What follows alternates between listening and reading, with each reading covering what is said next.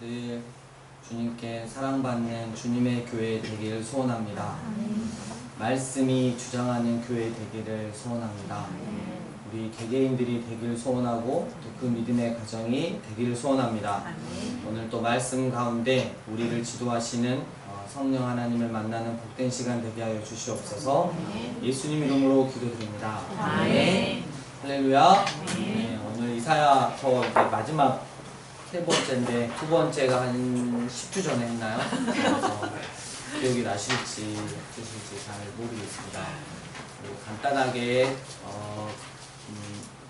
이스라엘이 마지막 사사인 사무엘 1090년 그리고 이스라엘의 초대 왕이었던 이사야서 51장 정도를 펴시면 됩니다. 계속 지금 연로하시는 우리 권사님께서 오디오 하고 이렇게 지금 넘기고 계셔서 51장을 펴놓으시고 그러시면 됩니다. 초대 이스라엘 왕의 이름은 사울 왕이었다. 그리고 그 다음에 1010년 다윗 왕이었고 970년 솔로몬이었다. 그 후로 해가지고 북과 남이 나눠지는데 솔로몬의 신하였던 여로보암이 북이스라엘의 왕이 되었고 그 다음에 솔로몬의 아들이었던 로보암이 남유다의 왕이 되었다. 이 여로보암은 앞으로 펼쳐질 열왕기 왕들의 악의 기준이 되는 왕이었다. 이렇게 있었고 좀 넘어가시다 보면 북이스라엘에 그 악을 뛰어넘는 왕이 있었으니 그 왕의 이름은 아합이었다. 반면에 남유다에는 굉장히 선하고 하나님께 의롭다고 인정받았던 여호사밧 왕이 있었는데 우리에게 아이러니는 여호사밧과 아합이 사돈지간이 되었다는 것. 절대 의인은 악인과 동행할 수 없음에도 불구하고 그런 치명적인 실수를 했다는 것. 그리고 북이스라엘에 좀 가다 보니까 여로보암 2세 왕이 있었는데 특별히 북이스라엘이 국제 정세 때문에 굉장히 다시 강국이 되는 그런 시기가 여로보암 2세였다.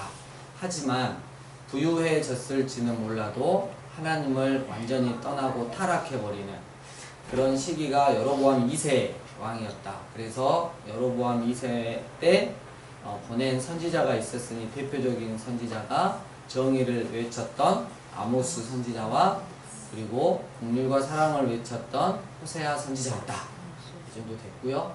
좀 내려다 보면 남유다에서 이렇게 돼 있죠. 이렇게 글자가 우시야, 요담, 아하스, 히스기야 시대 때 남쪽에서 활동하던 선지자가 미가 선지자가 있었고 또 그 다음에 지금 우리가 배우고 있는 왕족 출신의 이사야 선지자가 있었다. 그래서 지금 우리는 북이스라엘이 이제 멸망할 그 시기 그리고 이제 히스기야 왕 때 이 북이스라엘이 멸망하는데 그때 남유다에서 활동했던 선지자가 바로 이사야 선지자였다.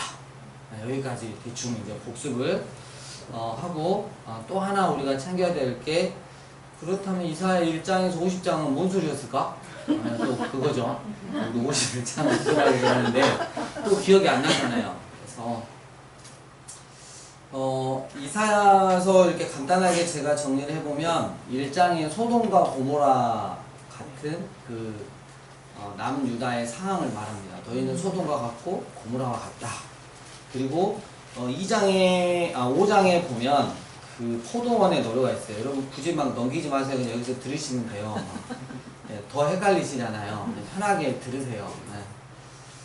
여러분 되게 여기 앞에서 보면 재밌는 게 이렇게 설교하다가 이렇게 제가 막 하다가 뭔가 이제 좋은 메시지가 나온 거야. 그럼 여러분들이 하나같이 이렇게 쓰시는 거 알아요? 그리고 집에 가서는 절대 보지 않아요. 여기 앞에서 보면 너무 재밌어요. 그게. 아무튼 축복하고요.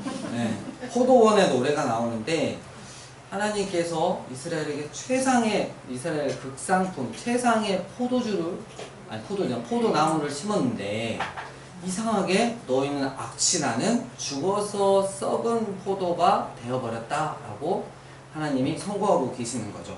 그리고 6장에서 누가 우리를 위하여 갈꼬 하는 소명장이 나옵니다. 그리고 그 다음에 2장, 9장, 11장에서 평화의 왕국, 궁극적으로 실현된 메시아, 통치, 여기에 대해서 나오고요. 그 다음에 5번째로 7, 8장의 임마누엘, 하나님이 우리와 함께 하시기를 원하시는 마지막 때 궁극적인 목적이죠. 그리고 이제 6번째로 24에서 27장 가면 이사야의 묵시록이 나오는데 열방 심판에 대해서 나옵니다. 결국 하나님의 백성은 하나님의 은혜 가운데, 주권 가운데 승리할 것이고 회복될 것이다. 이런 것들이 또 병행해서 나오고 있고요. 그 다음에 7번째로 28장부터 약 39장 히스기야 시대의 그 내용들이 나오고 있고, 그리고 8번째로 40장부터는 뭔가 좀 달랐어요. 그래서 그거를 제2 이사야서라고 우리가 명명을 했습니다. 물론 아직도 의견이 분분합니다. 한 명이 다 썼다, 아니면 이렇게 또 다른 저자가 있다, 이렇게 의견이 분분한데, 그게 중요한 게 아니라 이 다양한 견해와 더불어 그들을 하나로 묶는 이사야의 통일성을 우리가 붙잡고 가면 되겠습니다. 그래서 왜 그러냐면 이 40장부터는 바벨론 포로기 이후를, 그러니까 회복될 것, 바벨론에서 종살이 하다가 돌아올 그 회복에 대해서 노래를 하고 있기 때문에 40장부터 55장은 따로 끊어서 제2 이사야서라고 불리기도 한다고 했습니다. 여기서 굉장히 그 특별한 건 주의 종이 나옵니다. 주의 종이 나오는데, 궁극적인 것은 바로 우리 예수 그리스도시죠. 그리고 참 교회에게 또 던지는 메시지가 있는데, 예수님 오시면 정의를 세우신다. 이방의 빛의 역할을 하신다. 그 다음에 말씀을 가르쳐 주시는 학자의 혀와 귀가 되시다. 그리고 마지막 53장에 보면 우리에게 가장 중요한 권한받는 메시아에 대해서, 종에 대해서 나오는 거죠. 이걸 이제 우리가 예수님에 대해서 정확하게 우리가 상징한다면, 우리가 예수님을 따르는 제자이기 때문에 우리에게도 동일하게 적용할 수 있다라고 이야기를 했습니다. 자, 이제 51장으로 갑니다. 지금까지 복습을 했어요. 이제 이해가 가셨죠? 예. 네, 또 쓰실 준비를 하고 계십니다. 51장에 보면 이사야의 이제 기록 목적이 나오죠. 2절에 너희의 조상 아브라함과 너희가 낳은 사라를 생각하여 보라. 아브라함이 혼자 있을 때 내가 그를 부르고 그에게 복을 주어 창성하게 하였느니라. 나 여호와가 시온의 모든 황폐한 곳들을 위로하여 그 사막을 에덴 같게, 그 광야를 여호와의 동산 같게 하였나니 그 가운데 기뻐함과 즐거움과 감사함과 창하는 소리가 있으리라. 이렇게 이야기했어요. 그리고 11절에 보면 여호와께 구속받은 자들이 돌아와 노래하며, 12절 이르시되 너희를 위로하는 자는 곧 나이니라 이랬어요. 그래서 제2 이사야의 기록 목적이 바로 여호와께 구속받고 돌아오는, 위로받고 회복하는 그런 것들에 대해서 내용이 나와 있는 것이죠. 그리고 이제 53장 쪽으로 넘어갑니다. 이 종의 노래 중에 고난받는 종에 대해서 52장 13절부터 53장 약 12절까지 나오게 됩니다. 우리가 1절, 2절, 3절, 4절, 5절, 6절까지 함께 읽겠습니다. 시작. 우리가 전한 것을 누가 믿었느냐? 여호와의 팔이 누구에게 나타났느냐? 그는 주 앞에서 자라나기를 연한 숨 같고 마른 땅에서 나온 뿌리 같아서 온 모양도 없고 풍채도 없은즉 우리가 보기에 흠모할 만한 아름다운 것이 없도다. 그는 멸시를 받아 사람들에게 버림받았으며 강고를 많이 겪었으며 질보를 아는 자라. 마치 사람들이 그에게서 얼굴을 가리는 것 같이 멸시를 당하였고 우리도 그를 귀히 여기지 아니하였도다. 그는 실로 우리의 질보를 지고 우리의 슬픔을 당하였거늘 우리는 생각하기를 그는 징벌을 받아 하나님께 맞으며 고난을 당한다 하노라. 그가 찔림은 우리의 허물 때문이요 그가 상함은 우리의 죄악 때문이라. 그가 징계를 받음으로 우리는 평화를 누리고 그가 채찍에 맞음으로 우리는 남을 받았도다. 우리는 다 양 같아서 그를 행하며 각기 제 길로 갔거늘 여호와께서는 우리 모두의 죄악을 그에게 담당시키셨도다. 고난받는 종 예수 그리스도를 너무나 정확하게 보여주고 있는 이 말씀입니다. 이스라엘 갔을 때 교회죠. 교회 목사님한테 야킨 목사님한테 아마 여쭤봤던 것 같아요. 이렇게 명확하게 구약에 대해서 예수님에 대해서 이렇게 상징하고 있는 부분이 있는데 어떻게 이스라엘 사람들은 예수님을 모를 수가 있습니까? 이렇게 물어봤어요. 근데 그분이 이렇게 대답했죠. 랍비들이 이런 이사야서 53장 이런 부분은 빼고 가르치지 않고 또 읽지도 못하게 한다고. 그래서 이런 부분들은 그냥 넘겨서 읽게 해서 이스라엘 사람들이 아직도 유대인들이 이 말씀의 를 못 이렇게 깨닫고 있다고 이야기를 하더라고요. 그래서 아 그렇겠구나. 그리고 어떤 그 유명한 그 랍비의 이제 이게 실화인데요. 이렇게 랍비를 만나러 간 그 다른 누군가가 그 서재에서 이렇게 기다리는데 이 신약 성경이 있었던 거죠. 그래서 기다리면서 신약 성경을 읽고 있으니까 그 랍비가 들어왔어요. 그래서 그걸 보더니 하는 말이 읽지 말라고. 그거 읽으면 예수님 믿을지 모른다고. 그러니까 자기들도 아는 사람은 다 알고 있는 거죠. 근데 외면을 하는 거죠. 왜요? 다윗과 같고 다윗과 같은 그런 이스라엘이 이 땅에서 세계 최고의 강국이 되기를 바라는 게 그들의 희망사항이니까요. 그러나 결코 성경은 그렇지 않다는 거. 그들도 알고 있고 묵살하고 있지만 언젠가는 이 말씀이 그대로 영광을 받으실 줄 믿습니다. 그래서 이사야서 마지막 부분을 보면 온 열방에 있는 하나님의 교회들이 이 온 열방에 흩어져 있는 이스라엘들 유대인들을 데리고 시온으로 와서 함께 예배 드린다는 거예요. 그래서 모든 자가 하나님 앞에 예배 드리게 될 날, 그날을 이렇게 고대하면서 그날을 이렇게 주어주면서 이사야서가 끝나게 되는 거죠. 자, 이제 54장으로 넘어갑니다. 54장 넘어가고요. 55장 1절 함께 읽겠습니다. 오호라 시작. 오라 너희 모든 목마른 자들아 물로 나오라. 돈 없는 자도 오라. 너희는 와서 성곽교에 돈 없이 값 없이 와서 포도주와 젖을 사라. 네, 아멘. 우리가 하나님께서 값없이 주시는 은혜가 우리가 늘 말하지만 너무 값싸서 그냥 주시는 게 아니라 값으로 환산할 수 없어서 우리가 그 어떤 대가를 치르고라도 받을 수가 없기 때문에 하나님께서 그냥 주시는 거예요. 그랬을 때 우리가 이 하나님의 은혜를 받으면 어때요? 정말 감격스럽고 눈물 나고 내 삶을 들여 내 안에 주님이 거하게 하시고 그리고 내 안에 계신 주님으로 말미암아 내가 주님 뜻 가운데 살아가는 그런 하나님의 사람이 되는 거죠. 그래서 이렇게까지 메시지를 던지고 있습니다. 6절 너희는 여호와를 만날 만한 때에 찾으라 가까이 계실 때에 그를 부르라. 이렇게 하면서 55장이 이제 끝나가고 있습니다. 그리고 56장에서 66장을 보면 요즘에 또 하나 대두되는 게 이게 제3 이사야서 아니나 그래서 총 3권이 편집되지 않았을까라는 조심스러운 그 견해를 내놓고 있습니다.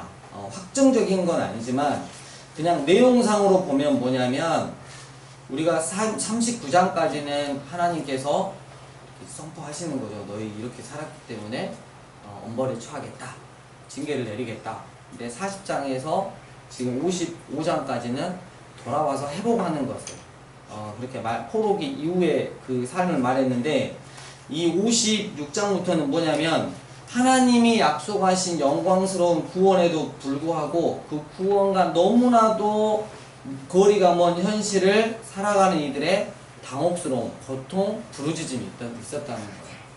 그러니까 분명히 회복의 말씀이 주어졌는데 내 현실이 그렇지 않다는 거죠. 거기에 대한 내용이 하나 나와 있고 또 하나는 뭐냐면 그 낙심하고 실망하는 백성들을 향해 가까이 다가온 여호와 하나님의 구원과 영광의 날을 절대 포기하지 말 것을 또 이야기하고 있어요. 그리고 또 한편으로는 뭐가 있냐면 그렇게 회복의 날을 주시겠다고 약속했는데 여전히 변치 않고 그 회복을 기다리지 않고 이 세상에 코박고 자기 탐욕과 욕심대로 그렇게 죄짓고 살아가고 있는 그런 상황들을 보면서 너무나 고통스럽게 바라보았던 사람들이 있었다는 거죠.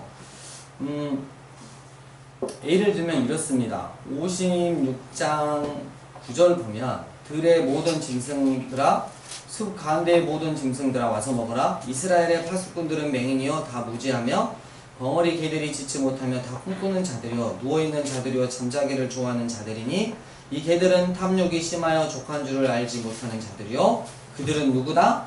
몰지각한 목자들이라 이랬어요. 네.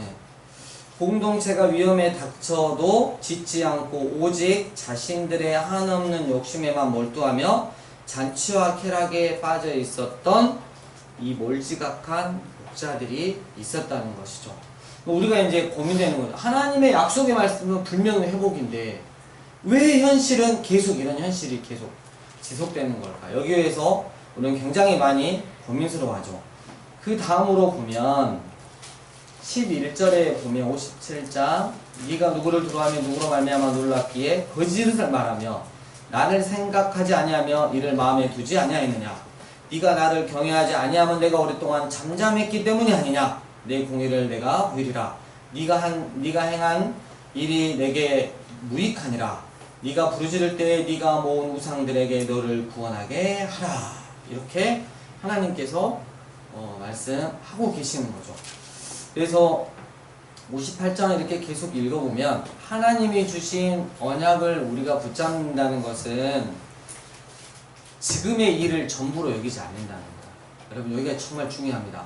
참혹한 현실에도 불구하고 회복의 말씀, 언약의 말씀을 주셨는데 현실은 전혀 바뀌어지지 않는다고 하면서 이 참혹한 현실에 대해서 낙담하고 좌절하고 하나님의 언약은 못 믿겠어 하고 끝내버리는 게 아니고 이 참혹한 현실에도 불구하고 하나님이 이루어 가실 이 영광의 미래를 소망하며 오늘을 살 수 있는 거예요. 지금 우리가 여기서 지금 말하고자 하는 이 메시지는 그거예요. 우리가 살아가다 보면 하나님의 언약의 말씀이 분명히 주어졌어요. 근데 나의 현실은 전혀 그렇지 않아. 뭐 우리나라로 보나 교회로 보나 뭐 전혀 뭐 이렇게 없는 것 같아. 소망도 없는 것 같고 정말 형편없는 것 같아. 욕심 많은 목자들밖에 없어. 그래가지고 이 참혹한 현실 그리고 내 현실도 너무 아닌 것 같아. 그랬을 때 우리가 여기서 끝내라는 게 아니죠. 지금의 일을 전부로 여기지 아니고 오히려 앞으로 하나님이 이루실 하나님의 영광스러운 일들을 기대하며 오늘을 소망하며 살아가는 거죠. 그 소망이 정말 중요하다는 거죠. 여러분 하나님의 때가 아직 오지 않았을 뿐이에요. 하나님은 반드시 카이로스 하나님의 때에 하나님의 방법으로 하나님의 사람들을 통해서 일하신다는 사실. 그러니 우리가 믿음으로 끝까지 소망을 놓지 말아야 할 것입니다. 누가 잘 버티느냐, 하나님의 말씀을 붙잡고 누가 기도하고 잘 버티느냐가 결국 제가 봤을 때 믿음의 싸움이더라고요. 먼저 육신적으로 나가버리면 걷잡을 수 없을 만큼의 어려운 일이 발생하고, 그리고 포기를 해버려도 하나님이 일하시지 않고. 그래서 우리가 참 믿음을 가지고 잘 버티시면서 소망을 가지고 하루하루를 기쁨과 감사로 살아가는 저희들이 됐으면 좋겠습니다. 60장 1, 2, 3절 함께 읽겠습니다. 시작. 일어나라 빛을 발하라. 이는 내 빛이 이르렀고 여호와의 영광이 내 위에 임하였으리라. 돌아오더니 땅을 덮을 것이며 캄캄함이 만민을 가리려니와 오직 여호와께서 내 위에 임하실 것이며 그의 영광이 내 위에 나타나리니 나라들을 내 빛으로 왕들을 비치는 내 광명으로 나아라. 하나님의 언약의 말씀 너무나 감사한 거죠. 그리고 이제 60장 또 61장을 보면 이스라엘의 회복과 구원이 마찬가지로 나의 삶에서 나의 회복과 구원이 오직 여호와 하나님의 열심에만 기초한다는 것을 너무나 명확하게 보여주고 있어요. 그래서 네가 잘해서 어떤 것들이 이루어지는 게 아니라 우리가 하나님 앞에 그렇게 간절한 소망을 두고 기도하고 오늘 하루를 그래도 감사함으로 소망을 가지고 살아갈 때 누가 일하신다? 하나님 일하시는 거예요. 내가 다 고쳐놓고 내가 다 바꿔놔야지 이게 아닌 거죠. 62장 6절 7절 함께 읽겠습니다. 62장 6절 7절 시작. 예루살렘이여 내가 너의 성벽 위에 사순을 세우고 그들로 하여금 주야로 계속 잠잠하지 않게 하느니라. 너희 여호와를 기억하시게 한 자들아 너희는 쉬지 말며 또 여호와께서 예루살렘을 세워 세상에서 찬송을 받게 하시기까지 그로 쉬지 못하시게 하라. 아멘. 네. 바쁘실수록 피곤하실 때일수록 기도에 의지하시는 우리 예수님을 우리는 성경에서 만날 수 있습니다. 여러분 연휴를 지나면서 꽤 길었잖아요. 어떠시던가요? 이렇게 아무래도 좀 이렇게 말씀 보고 또 기도하는 영적인 시간들이 많이 줄었잖아요. 그러니까 이제 엄마들은 어때요? 입에서 거침없는 말이 이렇게 나가고 자식들도 불평 불만이 쌓이고 분명히 연휴 때 좋은 거 같은데 뭔가 스트레스가 막 쌓여오는 그런 것들 여러분 분명히 느끼셨을 거예요. 그래서 저는 할 수만 있으면 교회 와서 그런 것들을 다시 잡고 또 기도하고 또 말씀 보고 또 준비하고 갔던 그래서 왜 그러냐면 저도 알아요. 저도 하루 지나고 이렇게 기도하지 않고 하루 지나고 이렇게 가면 생각이 그냥 아주 육적인 생각들이 많이 나고 너무나 내 삶 가운데 실패하는 경우가 많아서 꼭 시간을 내서라도 교회 와서 저는 기도하고 또 성도님들 위해서 지금 백영미 집사님이 또 욕이 나올 때 같은데 시간 또 기도도 해드리고 뭐 이런 것들 있잖아요. 그래서 또 그렇게 마음껏 또 기도하고 그래서 또 제가 여기 한예배교회 또 목사니까 그런 것도 당연히 해야 되잖아요. 그래서 오히려 바쁠 때 피곤할수록 플러스 너무 한가할 때일수록 예 이렇게 백영아 집사님이 굉장히 많이 좋아합니다. 네. 그리고 또 하나 우리가 바쁠 때일수록 피곤할 때일수록 또 너무 한가할 때일수록 우리가 기도의 의지를 해야 되겠고요. 그리고 뭔가 어떠한 결실을 원한다면 기도하라는 거죠. 루이스 스페리 쉐이퍼가 말했습니다. 저 그 사람 모릅니다. 네, 이렇게 말했어요. 영혼을 위해 강구해서 사람을 얻는 것이 아니라 아니 영혼을 위해 강구해서 사람을 얻는 것이지 봉사하고 설득해서 사람을 얻는 것이 아니다. 달병하면 사람들에게 감동을 주지만 기도의 사람은 하나님께 감동을 드린다. 네.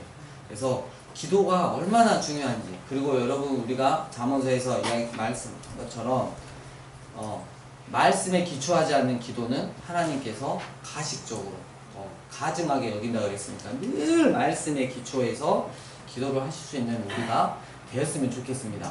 여러분 하나님 마음을 감동케 하는 하나님의 사람, 하나님의 기도의 사람이라면 우리 가정과 우리 삶의 현장과 또 학교와 교회가 그리고 이 도시가 그리고 이 나라 가운 열방이 변해 갈 것입니다. 결론은 뭐냐면 이게 기도를 다들 하시잖아요. 이제 기도를 할 때 끝을 알 때까지 기도하는 거예요. 이해 가시나요? 끝을 알 때까지 기도해야 돼요. 끝을 모르는데 기도를 대충 한 2주 정도 했는데 3주 차에 내가 뭐 결정을 해야 돼. 근데 분명히 하나님의 사인이 뭔가가 안 났어요. 뭔가 찝찝해.